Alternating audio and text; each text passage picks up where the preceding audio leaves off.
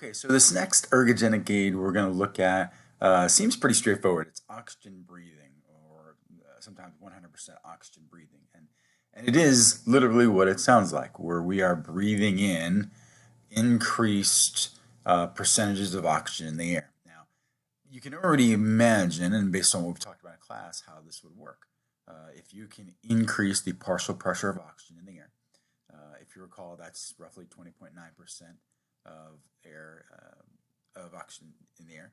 If we can improve that, in theory, then we can move oxygen into the lungs, and then with higher pressures into alveoli, and ultimately into the blood to bind with hemoglobin and red blood cells. So that's kind of the theory, and so we grasp the science, at least as far as oxygen breathing. This has been around for quite a while. The use of increased pressures of oxygen has been common in various treatments for things like carbon monoxide poisoning or cyanide poisoning, to treatment of decompression sickness that we see in scuba diving, to use in more severe anemias or lung disorders. So its use of this attempt to increase oxygen pressures is actually not new. And one of the ways we do it actually is using what's called a hyperbaric chamber, where quite literally we put you in a chamber, and nowadays they're kind of just these sort of large acrylic tubes you can lay down in. We increase the pressure, the atmospheric pressure in those tubes to roughly 2-3 times, usually 3 times or more of regular atmospheric pressure. We therefore then increase the pressure of oxygen by doing that, and then are able to move oxygen more, at least with the pressure of that, more easily into red blood cells. And again, pressure drives everything. Now, there are other ways to do that, and the way we see it more in the athletic world is you have an oxygen tank, you put a mask on, and you start breathing 100% oxygen. And you actually have seen this, I've seen this all the time, and often football games where you may have a running back or a returner or a receiver who just ran 40, 50 yards.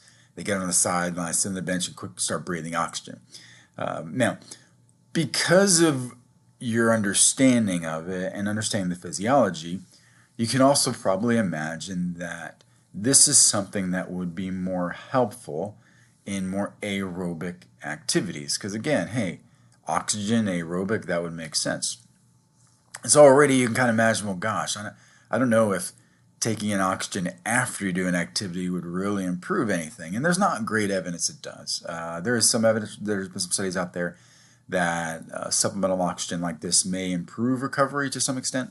But really we're talking about improving movement of oxygen into red blood cells more efficiently. And that part does work. The question is does it improve performance? And that's where I would argue the research is not as clear. And that's for a couple of reasons. One, there's always the issue of what kind of pressure of O2 we're talking about.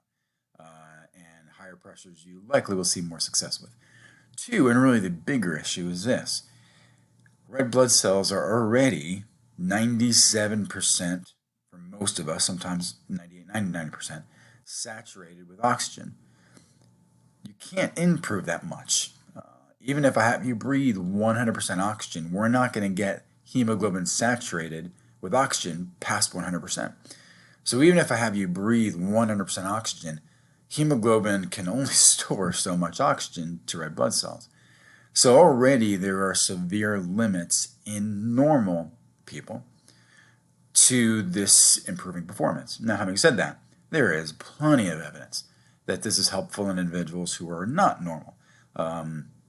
I say not normal, we're talking about other clinical conditions. We see oxygen breathing very, very commonly in COPD patients, where because of obstructions in flow, we're seeing reductions of oxygen that get to the alveoli and ultimately to red blood cells. And not surprisingly, there's very good evidence that oxygen breathing improves all indices of performance in those types of subjects.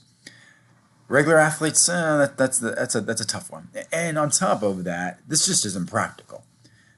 No one's going to let you, during a 5K race or a mile or what have you, carry an oxygen tank with you.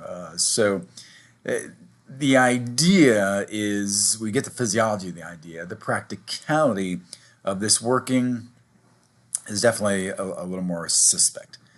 But we'd be ignorant if we didn't mention it, because from a physiology point, it makes sense, and it's a very basic treatment that does work in clinical populations. And as we can see in individuals who may have issues with movement of oxygen or movement of air to begin with, um, that's definitely can help. And so, does O2 breathing work? Yes. Does it improve performance?